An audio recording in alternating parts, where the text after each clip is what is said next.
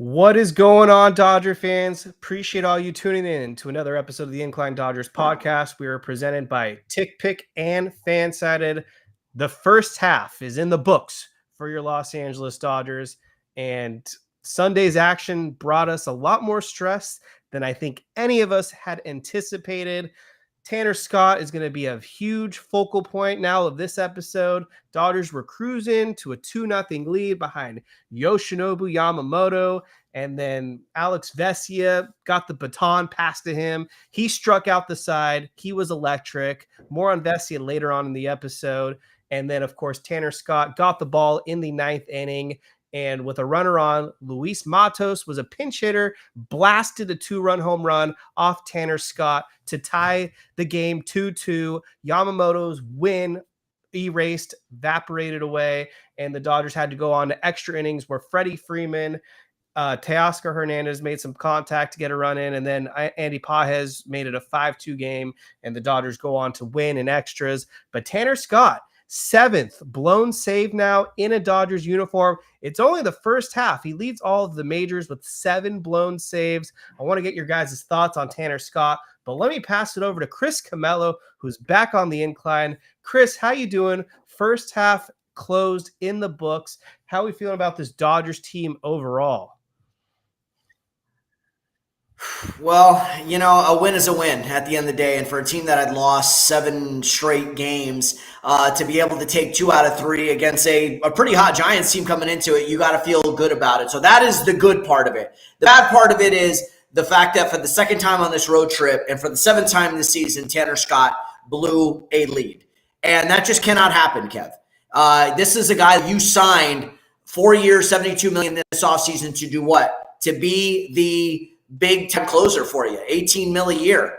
This was a guy that was stifling the Dodger bats last year as a member of the San Diego Padres. So it was very disappointing, but hey, they were able to pull out the win. Some clutch hits by Freddie Freeman, Teoscar Hernandez, Andy Pages in extra innings. Miguel Rojas has been fantastic. All of a sudden looking like a more resurgent Dodger hitter in that lineup. So there's a lot to be disappointed with over these last 2 weeks, and there's a lot to sort of still be, hey, if we can get our stuff together, we are still going to be the team to beat. So I'm glad they got the win, but yeah, Tanner Scott, man, 2 blown saves in this road trip. Just when it looks like he's turning a corner and looking like the Tanner Scott we saw last year in Miami and San Diego, he reverts back to what, how bad he was early in the month of May.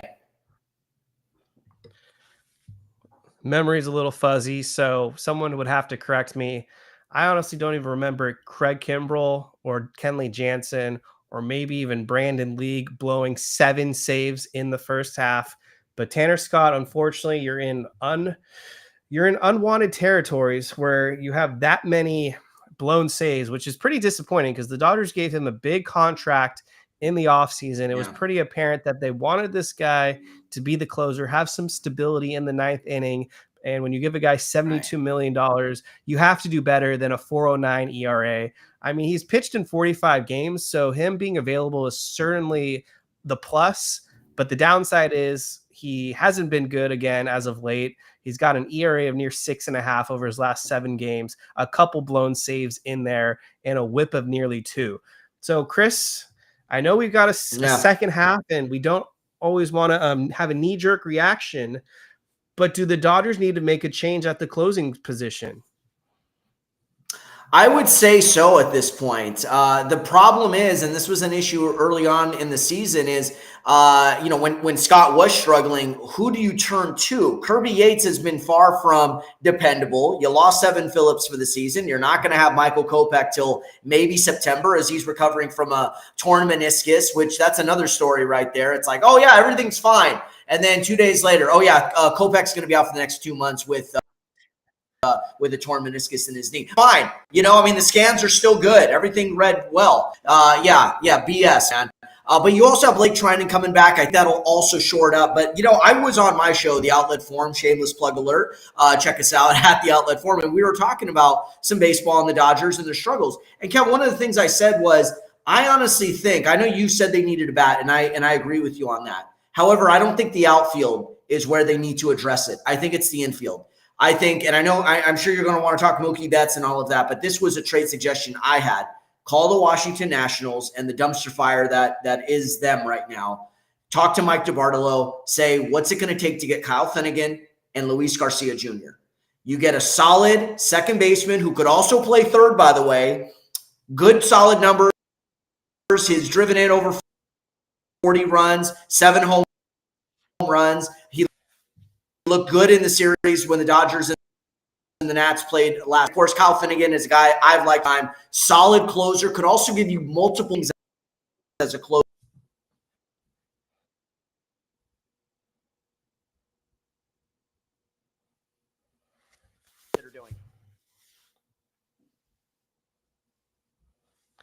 You cut out kind of near the end, but in terms of the deadline needs, I think a closer role, closing pitcher, relief pitcher, that's certainly something that the Dodgers are going to have to address, no doubt about it. In terms of getting another second baseman, I don't know if that's something that the Dodgers really need to look at, because if you've got a guy like Luis Garcia who can play second or third, what does that mean for Hye-Sung Kim? Does Kim go back to the bench? Yeah, can you hear me now? Yeah. Yes. You might. Okay. If you can't hear me, you might need to reset. I just wanted to make sure. Yeah. So I mean, as much as I like him, somebody that you're gonna know what I mean. I just like the idea of putting Tommy Edman back in at shortstop, putting Betts over at right field, move Teoscar from right to left, and then keep Andy Pages in center. I just think that is the way to go. Finnegan, I understand. I know Eric Flores is saying he's got 6 lone saves. I get it. I mean, listen, no matter who you're going to get, Duran, Lasse, I know you've put that out there. All of these guys are going to come with their own risks, and none of them are battle tested. That's the thing. Even Kopech last year, how many blown saves did he have with the Chicago White Sox? And then he comes to the Dodgers and he was fantastic. Listen, you're going to take a risk. The bottom line is Tanner Scott cannot be Gates, cannot trust it.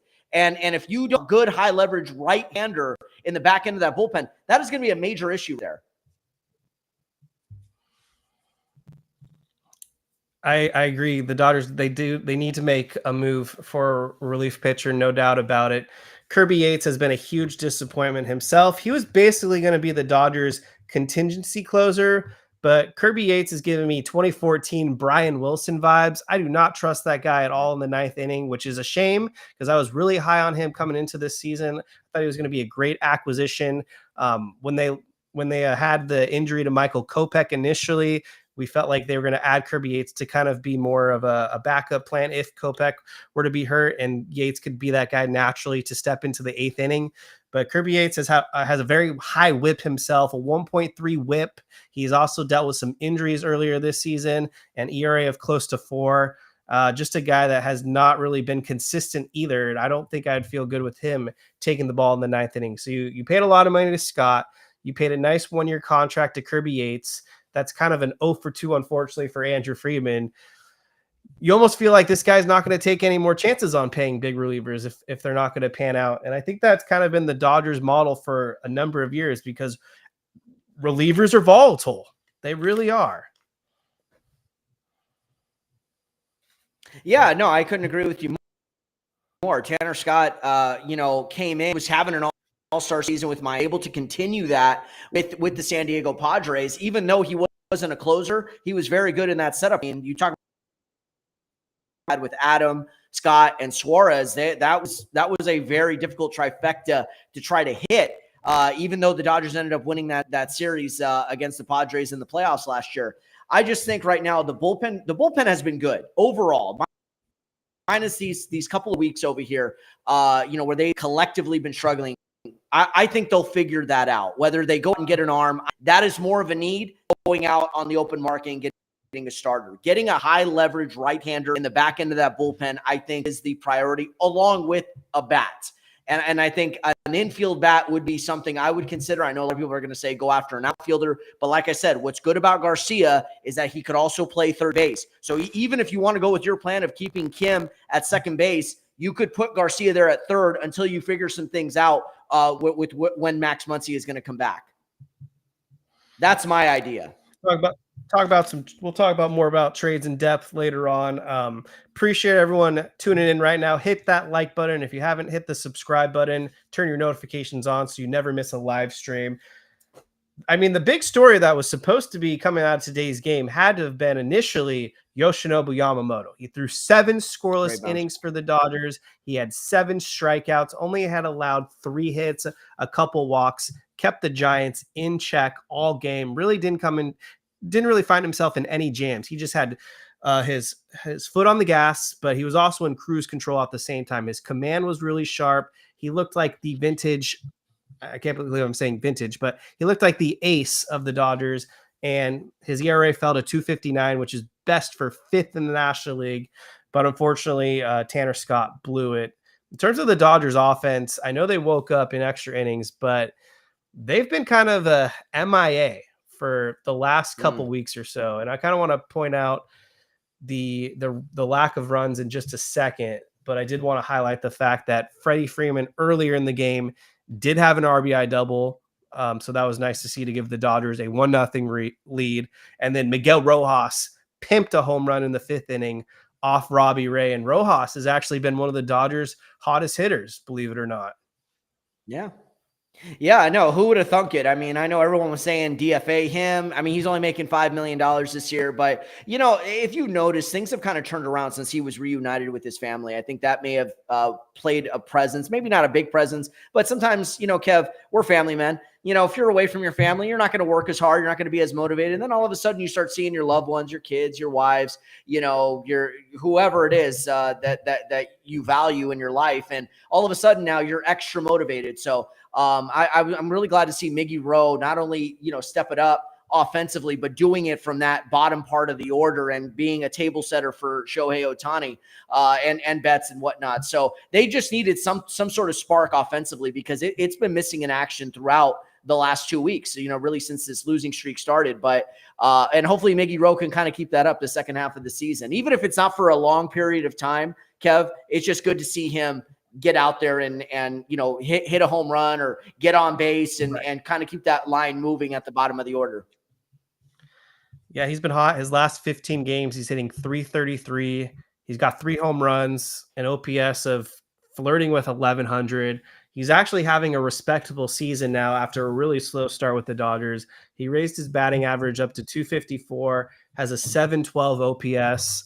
And the reason I bring up the 712 OPS is because that OPS now is higher than both Mookie Betts and Tommy Edman, which is something you probably wouldn't have expected after what they paid Tommy Edman in the offseason for that extension. So I kind of want to get into Tommy Edman now, because he's been in a really bad slump for the Dodgers. And I want to ask you, I want to ask the people in the chat, I want to ask the listeners, is it time to get concerned about Tommy Edman? He's in a 1-for-27 slump. That's an .037 batting average. He's down to now a .223 batting average on the season, has a .278 on base percentage, and a .670 OPS. He only has 1 home run in his last 100 at-bats. Yeah, very, very un-Tommy Edman-like. You know, you consider how hot this guy was to start the season, Kev. He was absolutely brilliant. You know, and this was a guy who has hit a career high 13 home runs at only one juncture through the season, in only one season. So he's not known as a power hitter. We thought this guy's going to hit 20 homers easily. This is a guy that's going to be the starting second baseman for the MLB All-Star game coming up on Tuesday night. And, you know, it just kind of goes to show you the ebbs and flows of the season. You're going to have hot stretches. You're going to have low stretches. He's been out of the lineup for a long period of time, 2 different times now. You know, I think he took a foul ball off the knee or the foot last weekend against the Astros, and barely came back against Milwaukee. So you could see his rhythm is he's out of it right now. Same with Teoscar. Teoscar's not looked right either. And these are guys who have had multiple stretches out of the lineup. And when you have that, it really disrupts your consistency. And with Tommy as well, also the stress of learning a new position. I mean, I don't know how many starts he actually had at third base. I know it wasn't a lot. So you wonder, is that now starting to take maybe a mental toll on him as well? Similar to what we saw Mookie Betts go through last year, trying to learn shortstop. Yeah, So I I think don't think Tommy will be so. fine. I don't like using those excuses. Hell, I don't even like using the shortstop excuse to explain Mookie Betts' offensive struggles. But I just want to point this out. Tommy Edman will be fine. And the thing about Edman, what you love about him is just getting on base. If he could just find a way to get on base, maybe change his approach a little bit, just like a struggling shooter, see the ball go through the hoop, a free throw, a layup, and maybe sometimes that'll unlock some things. And I'm not as concerned with him, but I do think he's somebody that needs to get going and provide a spark in that bottom to middle part of the lineup. Yeah, for Tommy Edman, I think Craig Osterberg nailed it. He has some ankle problems that he's been dealing with. He's been dealing with ankle problems since last season. That's what knocked him out for the first half. And yeah, he has a fracture in his toe. So I think he's dealing with a number of nagging injuries. So hopefully the All-Star break allows Tommy Edman to get a little bit of a reset, because he was already slumping before he had to start to revamp the third base process. So it's hard for me to correlate that with his slump, as opposed to Mookie Betts, who has only gotten worse as the season has gone on while playing shortstop. And we've talked about it at nauseum with Mookie Betts and his struggles this season offensively. And again, he did not look good today. He had a couple lazy pop-ups when you had runners in scoring position. He's not moving the runners over, and he has an OPS now below 700. This is a guy that's a Hall of Fame bat who historically is good for 25 to 40 home runs every season. And this season, his power has just been zapped. He's only got 2 home runs over his last 30 games. He's got 11 in total on the season, but a 696 OPS, 315 on base percentage. And he has not been good either with runners in scoring position. It's been a very tough go for Mookie Betts. And here we are mid-July now, and he just hasn't looked like he's gotten better. Yeah, it's just every time it looks like he's coming out of it, he cannot seem to sustain it for a long period of time, which is very un-Mookie like. And you know, he has been very aware of these issues. Like he's the one saying, like, you know, I haven't done anything this season. And you know, it's disappointing to hear that, because this is a guy that's been such a big part, Kev, of the Dodgers' success over the last 5 going on 6 seasons now. You know, they've won 2 World Series championships. He's been a big part of it. He's played at an all-star level. He's played at an MVP level at times. So, I mean, where would this Dodger team be over the last half decade without the contributions of Mookie Betts? So it's disappointing to see. I love the fact he tried to take on the shortstop challenge, but you start wondering how much of this is just a bad season, which happens. How much of this is, you know, trying to get comfortable at shortstop, a very physically demanding position, and how much of this is, you know, maybe is he hurt? Is he battling something? I mean, it's really hard to explain right now. So very disappointing. I'm not going to lie, but I still believe that, or you want to believe that these guys could turn it around for the final 2.5 months of this season and carry whatever momentum they could hopefully build in August and September and bring that into October. But with Mookie, I think he's, out of everyone struggling right now, he's the one who's got the furthest to go to try to get himself going again. Fortunately, with the win today, the Dodgers clinched the series and beat the Giants in this 3-game matchup. They were almost on the verge of dropping 3 series in a row. They had lost to the Brewers, and they got swept by the Astros, but fortunately took 2 of 3 against the San Francisco Giants. And a big part of why they took game 1, it starts with Shohei Otani, who has just been absolutely electric and dynamite as a starting pitcher for your Los Angeles Dodgers. This is his 4th consecutive outing now where he hasn't allowed an earned run. He's got a 1 ERA on the season, and the strikeouts are ticking up as well. Yesterday against the San Francisco Giants, he went a season best 3 innings, allowed just 1 base hit, had 4 strikeouts, again struck out the side. I think this was to start the game. Shohei Otani has just been amazing as a starting pitcher, and the patience is definitely making it worth it. This is a guy that's going to be a fixture, hopefully, for the rest of the Dodgers season, because next to Yoshinobu Yamamoto, I don't even think it's a debate. Shohei Otani has looked like the 2nd best pitcher for the Dodgers with that 1 ERA. Yeah, no, he's been fantastic. And, just such free and easy, throws. It's not even just the velo. And everyone's going to talk about the 98, 99, and 100. He put down Yastrzemski, Ramos, and what was it, Devers yesterday. I mean, he put them down like they were nothing. I mean, we know Shohei Otani can pitch, and he's just looking more comfortable, stronger every time out, and got to the third inning finally, Kev. And I think the question mark is, with all of these other starters coming back, Blake Snell had a good first rehab assignment.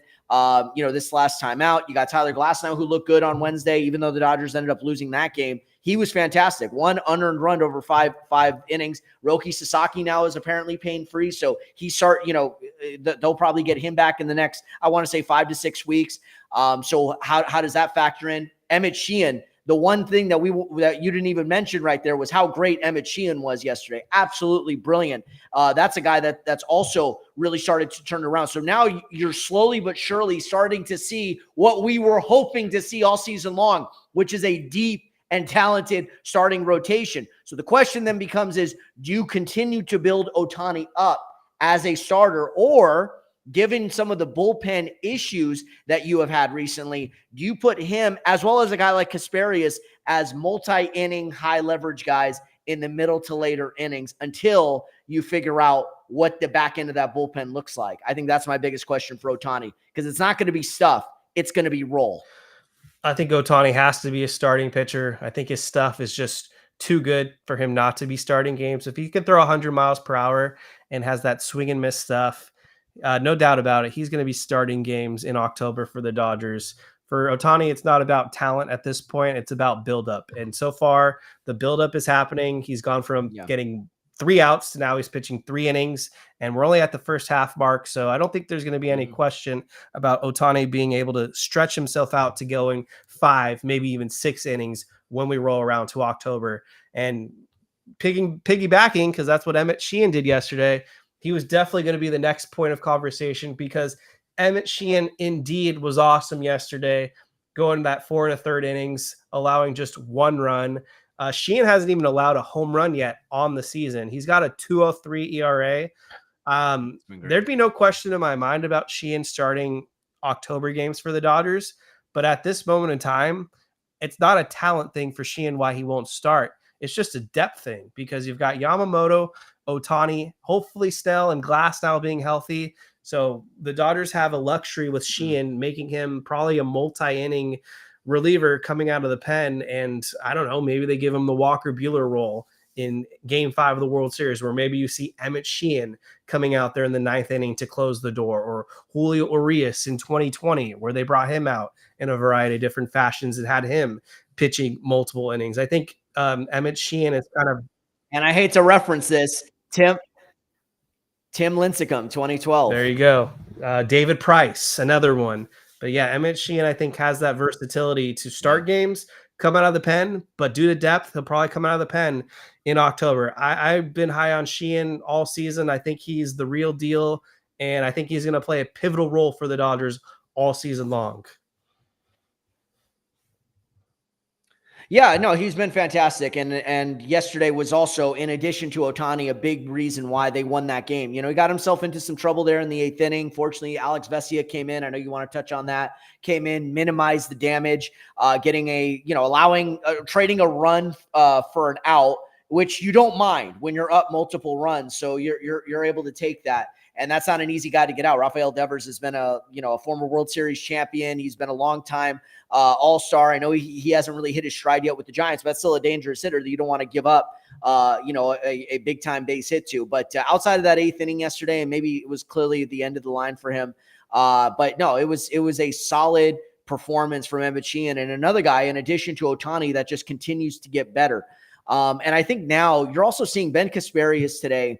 Got the final, what do you get? The final 4 outs, I believe, Kev. He finished up the 10th inning, and then he got the final 3 outs in the 11th. Being those 2 innings instead of trying to stretch him out, I think that is a better fit for Kasperius right now. Maybe his future will be as a starter, but I think getting you those 1 to 2 innings out of the pen or opening or whatever, I just think that's a better fit for him.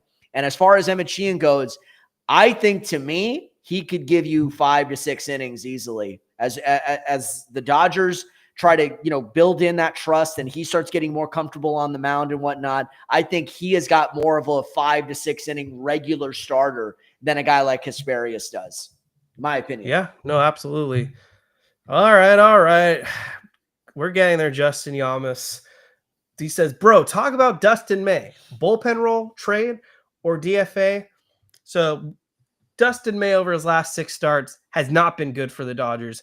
And if he didn't have that nice little layup of facing the Chicago White Sox, his stats would be even worse. But we're going to include the White Sox start because I'm not here to cherry pick. But over his last 6 starts, he's got a 6.61 ERA, a 6.18 FIP, 5 walks allowed per 9 innings, just 7 strikeouts recorded per 9 innings. He's given up 7 home runs in about 32 innings, has a whip of a 1.5 and a 39% hard hit rate. And he was bad, unfortunately, really bad in game 1 against the San Francisco Giants. Gave up, I think, 7 runs. And because of his lousy start, he was ultimately the reason why the Dodgers did fall in that series. I know the Dodgers were down big early on, but they did claw and fight their way back. But kind of in Dodgers fashion, they were short a run. And so let's start with Dustin May here. Chris, first, before I give my thoughts on Dustin May, what is your overlook right now when it comes to Dustin May? I've been disappointed with him because I had high expectations and he came out so solid out of the gate, right? And then it just kind of feels like the last month or so, month and a half just has not funny. It's, you say the starts are bad. It's really like one bad inning that dooms him. You know what I'm saying? Like even the other night, he was actually doing well through the first 3-4 innings. And then all of a sudden, I think he put up a 6-run fifth between him and then Bonda came in and allowed some of the runners that he inherited to come in and score. It's like there's something there, right? He hasn't been able to put it together for, 5-6 innings consistently. He could put it together for 3 or 4 innings. And then all of a sudden, it's either – Here's the issue with him. It's either he's going to get tagged early in that first inning or they're going to tag him in the 5th or 6th. It seems like the innings 2 to 4, he's fine, but it's the 1st or the 5th and the 6th. It's really bizarre. And sometimes it goes like that. I remember Julio Urias had a similar issue when he was with the Dodgers at one point in time. Like they would get him in the 1st and then you wouldn't touch him after that, or you would touch him in the 6th or 7th inning. So I like Dustin May. I think as of now, until you start getting the reinforcements back, you got to continue to run him out there. But yeah, it really has been a disappointment. My thing is, DFA, do you want to pay him to not pitch? And then also too, for trade, what are you expecting to get back? You're going to get tier 2 prospects right now. The numbers like Kev just rattled off are not convincing to anyone, So I just think that's sort of in this purgatory. I don't think he's awful, but he's not great. So he's right in that back end of the rotation. We need your innings right now until we figure this out kind of guy. Dustin May looks like a guy that all the lack of innings he was able to record earlier in his career have finally caught up and are biting him right now because he looks out of gas.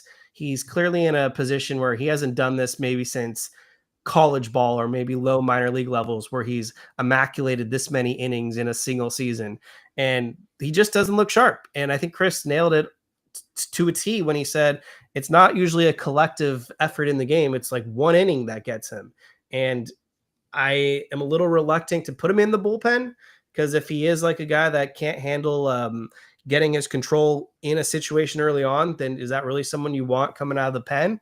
But at the same time, I don't trust him to go the distance. So I think for the Dodgers, if you're still believing in this guy, then the right thing to do is move him to the bullpen first and see what you get out of him. But if they don't feel like that's the right move, then I think trading him, because I do think there are a number of teams that would be willing to trade for Dustin May for a low prospect, then that's the thing to do. I'm wondering, going back to my idea with Washington, because Garcia has 2 more years of, that's the other reason why I like Luis Garcia, 2 more years of team control, of arbitration. So you would get an infielder for the next couple of years. I'm just saying, I understand, they're deep and whatnot, but I'm wondering, would the Nationals be interested in a guy like Dustin May as a centerpiece in order to land Garcia and Finnegan or somebody else? I think That's a question for you, Dustin May for Kyle Finnegan seems like a very fair trade. I just don't know if I'm sold on Kyle Finnegan. I'd have to look at his stats in a second, but Sure. we continue to take maybe not questions. Finnegan, but like, yeah. Go ahead. Drop your questions in the chat. Eric Flores, I think this is a really good question. What are your realistic expectations for Mookie Betts after the break? I would like to see Mookie hit if he could, another 8 to 10 home runs. I would like to see him try to get back to a respectable 260, 270 batting average. And more importantly, just be a table setter. You know what I mean? The home runs, I know I just mentioned that. They're great and all. The RBIs are great. Just get on base. Be a table setter. Set things up for, Freddie and Teoscar, Will Smith, and Muncy when he comes back. Be that table setter. If he's able to do that, I'll live with whatever the results are. We were saying that about Max Muncy too, Kev. Just get on base. That's all we're asking you to do. Don't have the unproductive outs and stop striking out. If you're able to do that, we'll take the results, whatever else they may be. Just getting on base, especially in Betts' case, the number 2 hitter in that lineup, you need to get him on base. So that's my opinion on that. Mookie Betts needs to reassert himself as an offensive threat. I'm looking at his walks right now. He only has 1 walk in his last 60 at-bats, which means that the rest of the league is no longer intimidated by Mookie Betts. So what are my realistic expectations? I need Mookie Betts to hit around 275. I need him to have an on-base percentage of probably around 340. And I want him to average at least 4 to 5 home runs a month. So that's, I don't know, I guess around 10 to 12 home runs for the second half. Because if Mookie Betts is going to perform like this in the second half, where he has an OPS below 700, then I said it before a few weeks again. I'll say it again right now. He needs to move down to the bottom third or bottom half of the order. You can't have Mookie Betts batting second when he's doing this, unfortunately. So I don't know if he's just trying to make a point out there and play shortstop, or he really is struggling and it's unrelated to shortstop. But we saw it today. You can't have Mookie Betts batting second if this is what you get. I agree. And by the way, I know this is not the same comp, but I want to say this. Craig Counsell just dropped everyday leadoff hitter Ian Happ to 7th in the batting order yesterday when they took on the Yankees, and today he batted 6th. And Happ had 3 hits over the last 2 games, and I believe he was on base 4 times. He even had an RBI yesterday. So I understand. Well, I know the chat. I'm waiting for it. Well, Mookie Betts is not Ian Happ. No shit, Sherlock. I'm not saying that. My point is, when a guy is struggling, you have to try to make some changes. So, Kevin, I'm agreeing with you on that because, to quote Silvio Dante from The Sopranos, you're only as good as last week's envelope, Paulie. You know that. That is how Betts should see it too. You're only as good as how you're producing on the field. Otherwise, changes have to be made. Why? For the betterment. One man is bigger than this team. So I just think that's a good comp right there. I wanted to get your thoughts on that, Kev. Sounds good to me. I mean, if it's working for Ian Happ, then Mookie Betts is far more talented. It should work for Mookie Betts. UCLA Lakers, Sheehan is a beast, and we are getting reinforcements for sure, but bullpen needs help and still concerned about our defense. I mean, so I've been getting some responses about, Blake Trinan could take on the closer role when he comes back. My concern about Blake Trinan right now is not his ability, but it's his health. He's been dealing with numerous elbow injuries and forearm tightness. So we could get Blake Trinan back, but he could easily end up back on the injured list a week later because that's the type of injury that you can't gamble on. So if we get Blake Trinan back, he could absolutely be a huge factor in coming out of the bullpen, but that's not going to deter me from wanting to still trade for a high leverage reliever.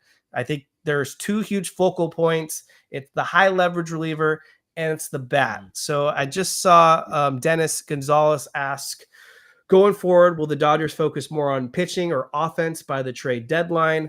For me, I still think the focus has to be the offense. So I wanted to pull up kind of why I'm focusing on the offense right now. So let's go to the start of this skid with the Dodgers. So in their first loss, they scored 1 run.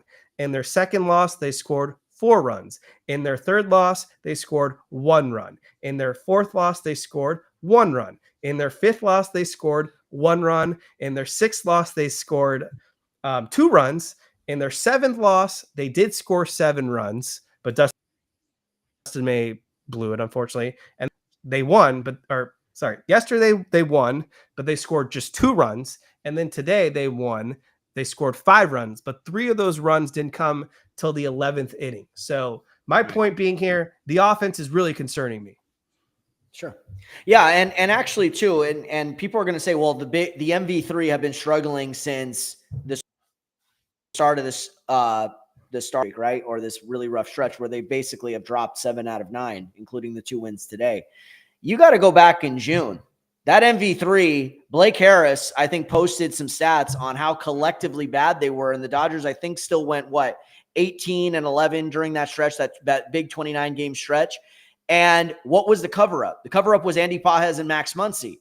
The turn where now those flaws started getting exposed coincided with the Max Muncy injury, because now Muncy is not that state. You're missing that stabilizing force. Now the problems of the top 3 are getting exposed, and nobody is stepping up in the process to fill the gap left behind by Max Muncy. So I agree, Kev. I think at this point, I know for years we were saying the pitching, Sandy Alcantara, and Duran and everything like that. No, you know what I'm saying. That's been not you specifically. I'm talking about everybody else on Dodger Twitter and everything. I'm just saying any Dodgers fan that wants Alcantara at this point, you need to look at the stats. Oh, for sure. And if you recall last year, the offense was stagnant as well. What did they go out and do? In addition to getting Michael Kopech, they got Tommy Edman. Edman provided a big-time spark. You saw the team start to rally around that. And, of course, your big guns ended up getting hot at the right time. I believe going after a bat, it doesn't need to be a big-time star. You know what I mean? It doesn't need – I'm not saying you have to add Aaron Judge to this lineup, but just getting someone who's able to get on base and make contact, I think is going to be huge. That's why if you're going to look at a team like, for example, the Twins, right? If you're going to look at Duran, look at somebody who could hit in that lineup, preferably someone who could play either the outfield or the infield or both. Like, for example, I don't know, this is just a name, a Willie Castro. That's somebody I would also look at. Not a big-time hitter, right? But he's got some pop, and he's consistently able to get on base, not to mention Mr. Versatile. So those are the kind of situations I would look at as far as trade scenarios leading up to the July 31st trade deadline. If we're going to go for a Twins batter, I think there's only one Twins batter I have any interest in. His name's Byron Buxton. You ever heard of him? Oh my God.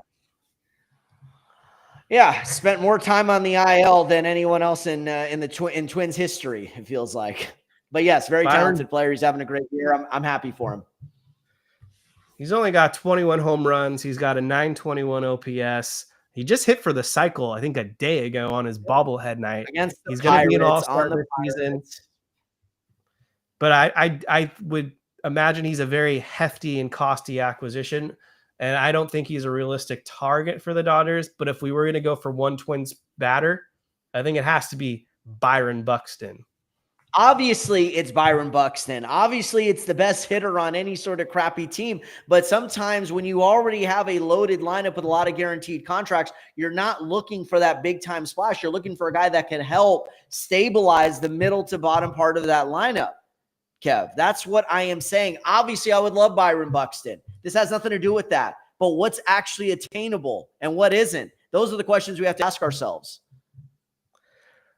Francis Romero said earlier this morning that Adolis Garcia is available. Would you want him from the Texas Rangers? And one thing that's nice to note about Garcia is that he's kind of the Astros slayer. He actually took Hunter Brown deep today, who's leading the AL in ERA. And 2 years ago in the ALCS, he absolutely annihilated the Astros pitching. Right.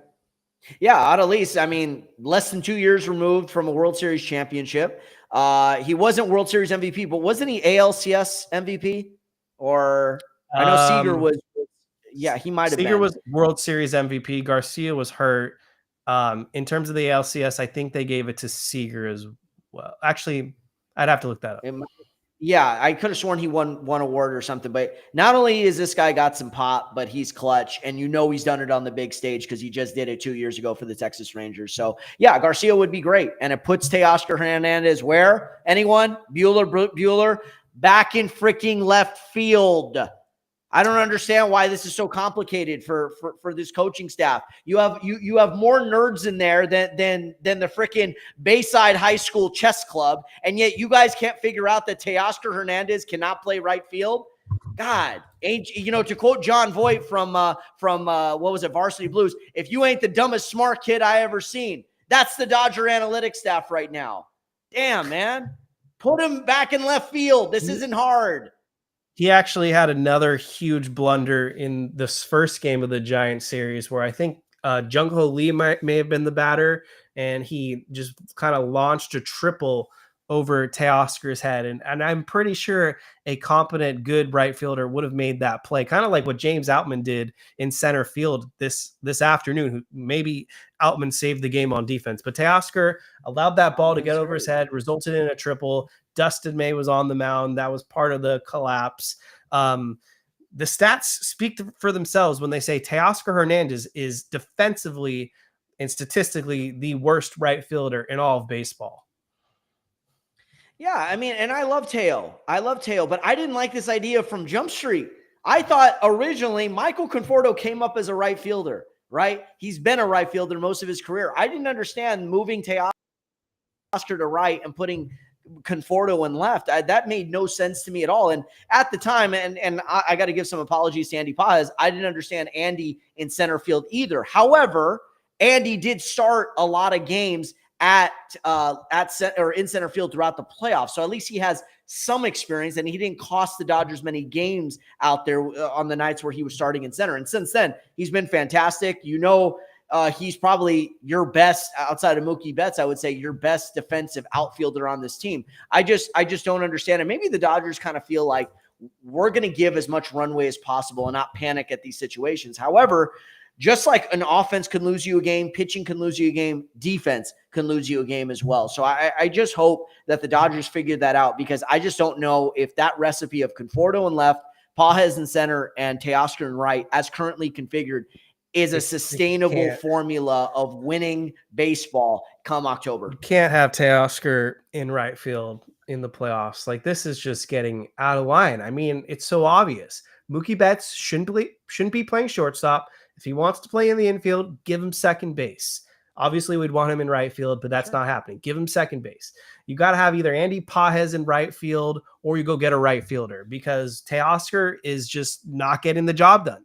And I understand that Michael Conforto has been on a little bit of a heater recently. He even took Logan Webb deep a couple nights ago, and then he had a multi-hit game yesterday. But I don't care, because if he's kind of like the Gavin Lux situation, where you've got a one-position guy who's, because he's clogging up that spot, it's messing up the alignment for everything else. When Gavin Lux couldn't play shortstop, they had to move Mookie Betts there. That was a disaster. Thankfully, they had Rojas and Edman hold it down in the second half. This year, it seems like Michael Conforto, they want to have him in the lineup in left field, but his bat for the majority of the season hasn't made up for it at all. So you get Conforto out of there, move Teoscar to left field, because you're not benching Teoscar, and I don't want to keep him in right field.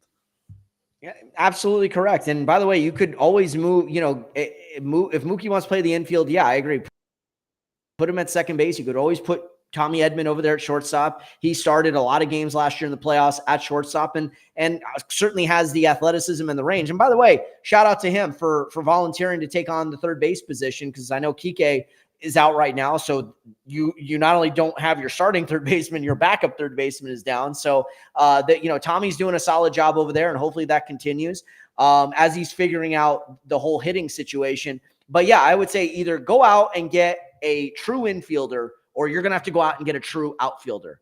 I just don't like the slapstick situation that Dave and the coaching staff are doing, because it's clearly not working. And at some point you're going to lose games because of this lackluster defense. Yep. And we actually have legitimate rumors. Bob Nightingale wrote this morning that the Dodgers have been checking in with the Minnesota Twins on trying to work out some type of trade And Jhoan Duran is one name that actually is on the trade, could be on the trade block. Jeff Passan actually wrote as well that the Dodgers are the best fit to acquire Jhoan Duran. And this guy has been just an absolute force. The 27-year-old closer has a 1.66 ERA, 49 strikeouts over 43 innings. The guy is a monster, throws gas as well. Pretty sure he can hit velocity upwards of near 100 miles per hour. And if we can't get Jhoan Duran, then Bob Nightingale also wrote that there's the possibility that one of their setup relievers, Griffin Jacks, could be on the move as well. So he's not as appealing as Duran, but he does have 66 strikeouts across 41 innings. So he's a big K guy, ERA just below 1, and he throws high velocity as well. So I'd be happy with either one of these two. I agree. I think Duran's been an all-star as well. I mean, no question, these guys are solid. You know, Griffin Jacks has been like their longtime setup man. I want to say at least the last 3-4 years. At least it feels like the last 3-4 years. He's been rock solid there. Him and Duran quietly one of their 8, setup man closer duos we probably have in the game. And certainly they've been doing it with the longevity. No, I got no problems with that. And by the way, another name to keep an eye on right now, I just don't know if they're going to end up being sellers or not, is St. Louis Cardinals. Ryan Helsley is finishing up a 1-year, $8.2 million contract with the Cardinals. He can get it up to over 100 miles per hour. He's been a solid closer in the National League for a while now. And according to someone I spoke to, they said, don't be surprised if the Dodgers keep an eye on him and that situation with St. Louis Cardinals. Cardinals, I believe, are about what right now? Kept probably about 4 or 5 games from that one of those wild cards. They could end up finding themselves in selling position over the next few weeks, unless, of course, they're around. But that division is so competitive. I just don't see that happening. Helsley would be an excellent addition as well. So there's a number of great relievers out there. So this kind of gets to the point that the Dodgers have their options. So hopefully they're able to make one of these relievers work. And I know I mentioned that Jax has an ERA of below 4, just below 4, but he actually has a FIP of 190. So he's actually been a little unlucky. So I'm willing to take a flyer on a guy that has a 190 FIP. That means this guy is absolutely electric. So I'd be happy with Duran, be happy with Jax. I'd be happy with Helsley. I'd be happy with Emmanuel Clase if he's available from Cleveland. I think we could do better than Kyle Finnegan, though. Just maybe. I mean, obviously those guys are better. I mean, I'm just saying though, assuming the asking price is too high, I'm just wondering, because Washington's a mess. That's the other thing too. You can't just always look at the player, but who's actually attainable for a reasonable price? Because these other guys, I think, are going to get their asking price is going to be high. And I know the Dodgers are flushed with talent. I know we got the draft going on right now as well. I believe the Dodgers have the 40th and the 41st pick coming up. So, but at the same, and they have more minor league talent that they know what to do with, right?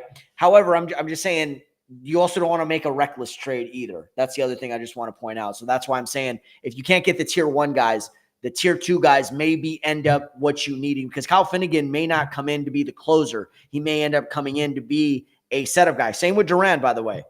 No guarantees that these guys are going to come in and be the closer. We thought Kopech was going to be the closer last year. He ended up being like a 5th inning guy at times, different roles, different nights.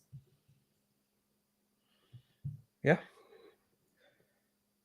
Just looking through my notes. So just to wrap up this Giant series, and then we can get into some more of your guys' questions. So if you have any questions for us while you're listening here, make sure you hit that like button. Then we'll make sure to cover anything else Chris wanted to cover. And then we'll just kind of give our quick final thoughts on the first half and maybe talk about a few players that we're happy with, a few players we're disappointed with. But just in terms of kind of concluding the Giant series, so Shohei Otani, he had a splashdown home run. Definitely worth mentioning. This guy just has a huge surge of power. And I guess there's not that many splashdown home runs outside of Barry Bonds. So good for Shohei Otani joining that list. Will Smith, he had a home run, I believe, as well in that first game of the series, as did Michael Conforto. So I just wanted to point out with Will Smith right now, leading the National League in batting average by a good margin right now. It's actually Freddie Freeman, number 1, 323. I think I just misspoke. Will Smith, number 1 with a 323 batting average, followed by Freddie Freeman with a 297 batting average, and then Brendan Donovan of the St. Louis Cardinals, 294 batting average. Do you think Will Smith can hold on and win the batting crown? It's going to be tough. We've seen Will at times struggle in that second half of the season. So this will be a good test to see if he can kind of put some of those past second half shortcomings behind him and do that. But, at this point, I mean, it would be a nice feather in the cap, but even Will's not chasing that. The All-Star appearance is nice. The batting champion crown would be nice, but let's be honest, Dodgers are collectively only chasing one crown. And that's the World Series championship. But yeah, it would be great. I'm pulling for Will to throw, man. He's been outstanding this year. Daniel Berry, sports highlights, make Alex Vesia our closer. I think the problem with Alex Vesia is I just don't really trust the stuff consistently if it's a bunch of right-handed batters. I think Alex Vesia makes sense if there's some left-handed batters in there, but I mean, Vesia has been hot since late May. He has a 1.17 ERA, and talked about it earlier. He struck out the side and he made it look easy. I like Alex Vesia not as their set closer, but that high leverage just setup guy. They throw him out there to get some fires out, and I think Vesia is just more versatile like that. If you lock him into that 9th inning role, you're kind of limiting his upside. I agree. I think he's better off in that 7th, 8th inning role. Doesn't mean he can't close. I think he's closed a few games this season and he's done well. And, certainly, like I said, go back to yesterday, he minimized the damage in a big spot there. Bases loaded, 1 out.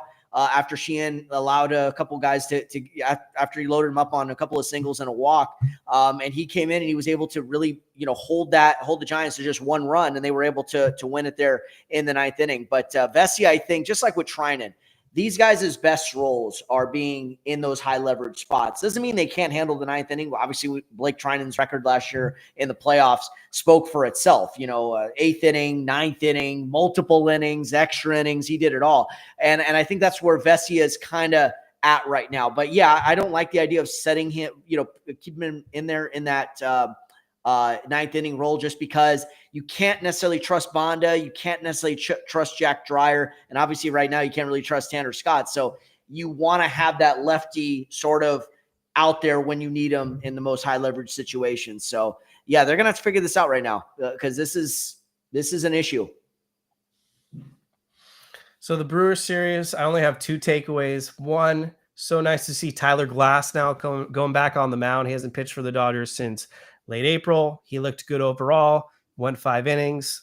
Just continue to ease him in. We know what Tyler Glasnow's injury history is. I know Chris was on this show earlier in the year with me, and we were both frustrated with Glasnow just going out there and going 2 innings. And it was like the rain got to him. So he needs to prove that he's not made of tissue paper. And then number 2, Jacob Mizorowski completely owned us. I mean, that may have been the biggest FU owned us performance I've seen from a starting pitcher against the Dodgers this season. He had 12 strikeouts, and he was making everyone swinging with and look like a fool out there.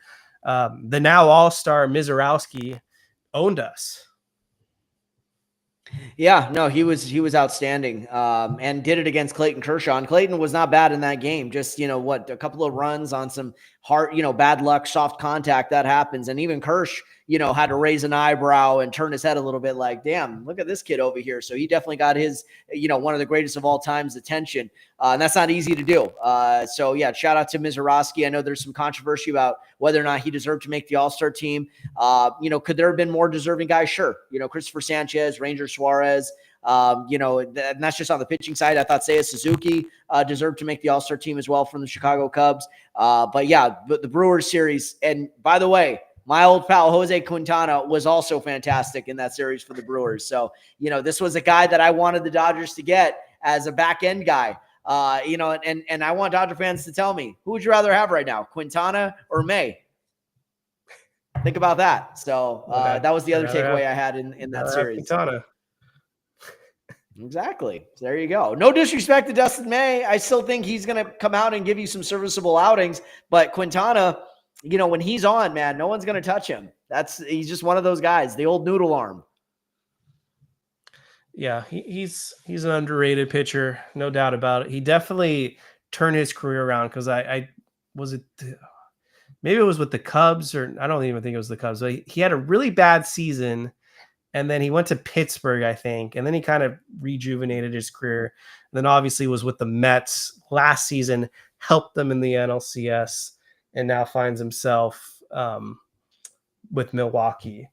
But yeah, we didn't have an answer for him. Didn't have an answer for Mizorowski. But yes, thankfully that series is in the past. But the Dodgers do have the Brewers again right out of the All-Star break, and they're going to face Peralta. They'll face Mizorowski, so they're going to have their hands full, and the Dodgers bats are going to need to respond. Shout out to Josue DePaula. He had a nice Futures game home run and ended up winning MVP of that series. He's now the Dodgers' #1 ranked prospect, had a 3-run home run. People are comparing him to the likes of Yordan Alvarez. So hopefully this is an outfield prospect that continues to develop and pans out for the Dodgers. I know that the Dodgers kind of find themselves in a tough spot, though, when it comes to trade negotiations, because if you want to get a top-tier player, I'm sure they're going to ask about DePaula on the other end. I got a feeling the next couple of years, DePaula and Zaire Hope are going to make their way, to this organization, and hopefully, along with Pages, really form a iconic Dodger outfield. So I think they're going to try to steer clear from those two guys as far as trade talks. Another guy to watch out for, Jackson Ferris. That's another guy that I think has some outstanding upside. But then again, we always say this: upside. It's great that you tear up the minor leagues. That's awesome. But we've seen this story before, and it doesn't always work out at the major league level. I mean, look at Bobby Miller, look at Gavin Lux, look at, some of these other guys through the years have not always had the success level. Diego Cartaya, we thought he was going to be one of the great Dodger catchers, and now where the hell is he? He's where's he at now? The Cubs organization, right? In the minor leagues. So it's just funny how it works. Michael Busch wasn't exactly setting the world on fire. Now he is a cornerstone of that Cubs organization and will be for a while, along with, a guy like Pete Crow Armstrong. So it's real hit or miss with these prospects. That is why people always say, we don't know we know the potential, but we don't know what they're going to be. We know what Duran is. We know what some of these other guys are. We don't know what these other guys are going to be. They could either be stars or they could be mid, or they could be even worse than that. So that is the nature of the game. Kev, you've been watching baseball as long as I have, and we've seen guys get traded that ended up becoming stars, and we've seen guys just ended up having average careers. Not horrible careers, but average. And that's really all you could hope for sometimes. Are you telling me you have hope for Zaire Hope? I see what you've done there. Yes, I do. I do. And hopefully he could translate what he's been doing in the minor leagues to the major league level, because I think Hai-Sung Kim is going to have a nice career, and Dalton Rushing will too. Sorry, go ahead. Yeah. No, all good. Yeah, no, just like Justin pointed out, Diego Cartaya is with the Twins. He actually was on their 40-man roster, and then they DFA'd him as well. But because his stock is completely tanked, no one even wants to claim Diego Cartaya at this point. So now he's in the Twins minor league organization off their 40-man roster. So yeah, he's completely plummeted. 2026. One of the bigger busts without a doubt. And speaking of bringing back former Dodgers that didn't work out in other teams' pipelines, Nick Nastrini, who was on this podcast a few years ago, is now back on the Dodgers 40-man roster at this moment in time, as they claimed him from the Marlins, I believe, who were the last team to have Nastrini. And the good news, because there is good news with this acquisition, the Dodgers had DFA'd Noah Davis. So Noah Davis is gone. Thank God. Maybe the worst Dodgers reliever of all time. The Dodgers had the decency to do us all a service and DFA Noah Davis. So hopefully he's gone. Hopefully he gets released. I don't want to see Noah Davis ever pitch for the Dodgers again. That was a complete train wreck. Oh, absolutely. Yeah. The 10 runs, that little, to quote Bob Uecker from Major League 2, I guess people got turned away by that little 10-run first inning the Indians gave up. 10-run, what was it, fourth inning or fifth inning for Noah Davis on the 4th of July. So yeah, just absolutely disgraceful. But yeah, Nastrini, we'll see what he could do in round 2 with the Dodgers, and hopefully they can help fix him. There's going to be other guys, by the way. I want to point this out about the relievers too, Kev. Brusdar Graterol could potentially make his way to the roster by September. Kyle Hurt seems to be trending in the right direction. I mentioned Kopech earlier coming back. Hopefully, if he doesn't have any hiccups with the knee by late August, early September. So those will also be some internal options that, if nothing else, can get you to the end of the line at the regular season. And potentially, if they're hot and they could show out, might find their way on an October roster. So it's not the end of the world if you do not get a big time, big name reliever at the trade deadline. I just wanted to kind of get your thoughts on that. And do you have any expectations for any of those names I just mentioned? I mean, with Brusdar Graterol, it's almost like the same story we had last season with him, where he really didn't contribute at all during the regular season and then came back just in time for October and certainly helped. But it's one of those things where I'm not trying to count my lucky stars twice. Like, I need to see Graterol actually out there before I count on this guy, because it seems like he's always dealing with injuries these days. Kyle Hurt, I don't think he's going to be back in time. He had Tommy John surgery about a year ago, so it's kind of like the Tony Gonsolin thing that we were thinking about last season, where maybe he'll come back, rehab, pitch in AAA, but I just don't think there's any time for Kyle Hurt. But yeah, I mean, they're going to have internal options. Mason Miller is an external option. Is he an option? Dennis Gonzalez wants to know. I don't know. He also asked us about Bobby Miller. Bobby Miller feels like a lost cause too. I just don't know with these guys anymore. Yeah, exactly. And I don't know what the A's are going to want. Is he having the same kind of season this year as he did last year? I haven't really been paying too much attention to him. I think he's been getting hit a little bit more this season than last year, but I could be wrong on that. Is he an all-star? I don't watch the A's, guys, so I don't think he's he's not an all-star, and he's not having the same season he had last year. I mean, last year he had a 2.5 ERA, 104 strikeouts, over 65 innings. This season he does have a really good FIP, but the Athletics are playing in kind of a hitter-friendly park, so I imagine that is playing a factor with his numbers. But yeah, he has an ERA a little over 4 this year. Yeah. So there you go. I mean, he's a little bit more back down to earth. But if the A's are gonna, start selling off some talent, and you can get him at the right price, I do it. I consider it.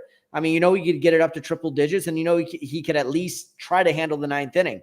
But you remember, it also takes a unique personality to fit in with this Dodger bullpen. And I think that was one of the X factors last year in them winning it all, was the fact that these guys came in egoless. And it didn't matter if it was the 8th, the 9th, the 7th, the 4th, the 6th.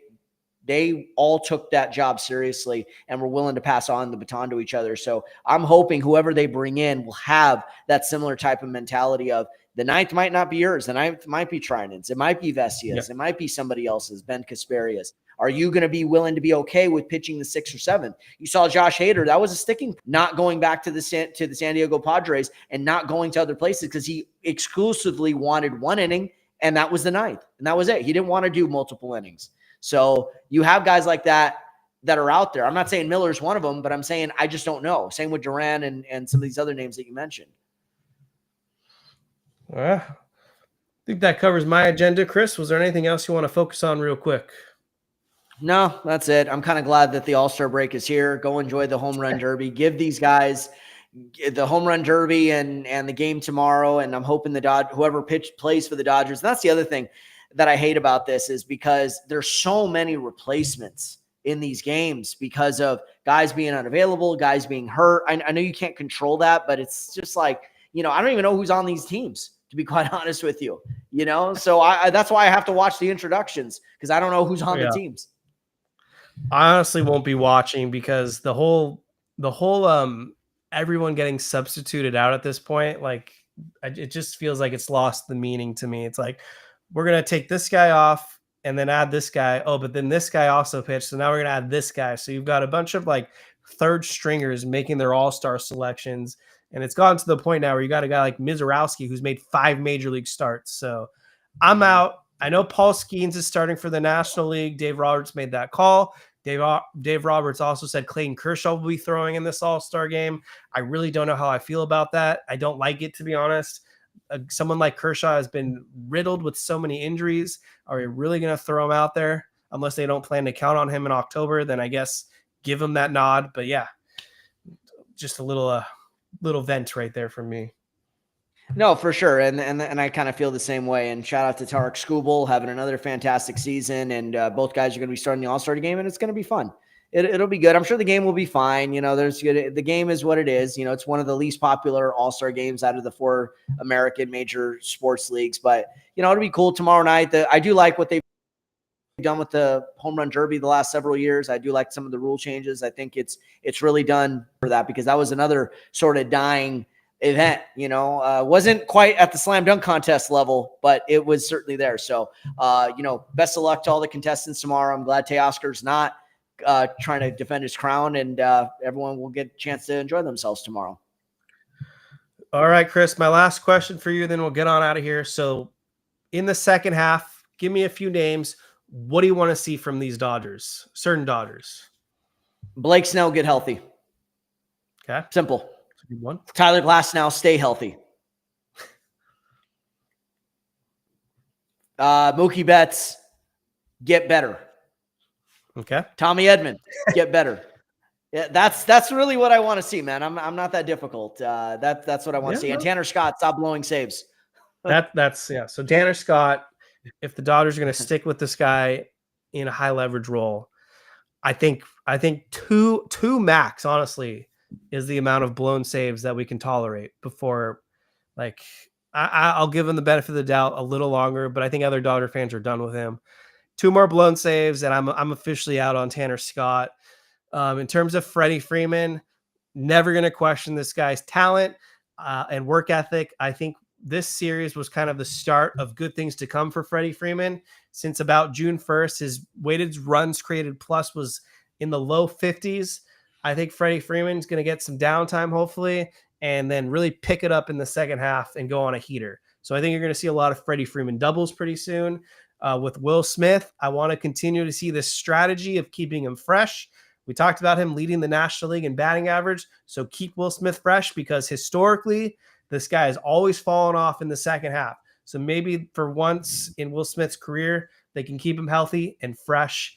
And then last but not least, with Roki Sasaki, also rumored to be coming back. Don't even rush this guy. They said today that his timetable is late August.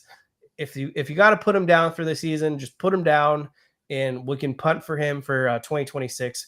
But I think at this point, Roki Sasaki, he's out the door. Look till next year, and I'm focused on Shohei Otani now, commanding that rotation with Yamamoto as a really strong 1-2 punch. Yeah, with Snell and Glasnow as games 3 and 4 starters, that's pretty good. Yeah, if it turns out that way, that's going to be awesome. So it's really yeah, thanks for having me on, man. You could follow me at Chris_Camello on Twitter, CCamello1 on Instagram, and check out my other show at the Outlet Forum. We talk pretty much all hoops, but we're getting into some baseball as right now as well, because it is kind of a slow time for the basketball world as far as some of the free died down a bit. But Kev, always a pleasure to be on with you, my friend. Thank you. Thank you. Absolutely. Give Chris a follow and check out his show, The Outlet Forum. And thank you guys for tuning in for officially the last episode of the first half of the Incline Dodgers podcast. Everyone, have a good break.